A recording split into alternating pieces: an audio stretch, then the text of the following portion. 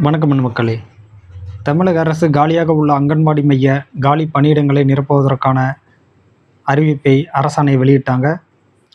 அனைத்து காலி பணியிடங்களையும் அரசு நிரப்புதா? கிடையாது.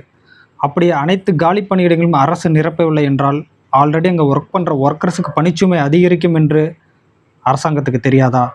அப்படி தெரிந்தும் நீங்கள் குறைவான இடத்தையே காலி பணியிடங்களையே நிரப்புகிறீர்கள் என்றால் இங்கே ஒர்க் பண்ணுற ஒர்க்கர்ஸ் மீது, பணியாளர்கள் மீது நீங்கள் அக்கறையற்ற நிலையில் செயல்படுகிறீர்கள் என்பதை இந்த நிகழ்வு எடுத்து காட்டுகிறது.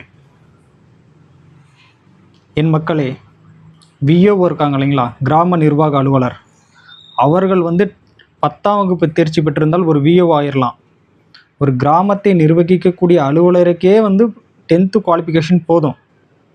ஆனால் ஒரு அங்கன்வாடி மையம், அங்கே 25 to 30 பிள்ளைகள் படிக்கிறாங்க, அங்கே வரக்கூடிய வரவு செலவு இதை மேனேஜ் பண்ணணும். இதை பார்த்துக்கிற பணியாளர்களுக்கு 12th எலிஜிபிலிட்டியாம். அவர்கள் 12ஆம் வகுப்பு தேர்ச்சி பெற்றிருக்க வேண்டுமா?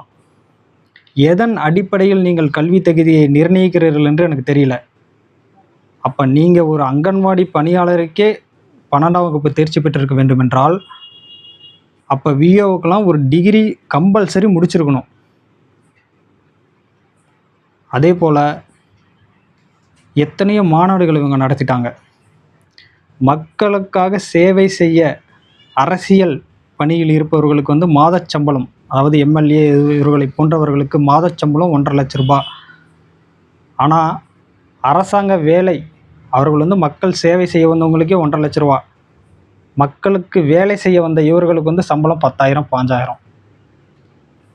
மக்கள் இன்னும் விழிப்படையாத நிலையில் இருக்கிறீங்க. ஏழைகளின் தேவைகள் எப்போதும் அதிகார வர்க்கத்தின் காதுகளில் விழாது. நம்முடைய தேவைகள் தெரியாதவர்கள் இனி அதிகாரத்திற்கே வரக்கூடாது. தேவைகள் தெரியாதவர்கள் நமக்கு தேவை கிடையாது. நன்றி மக்களே.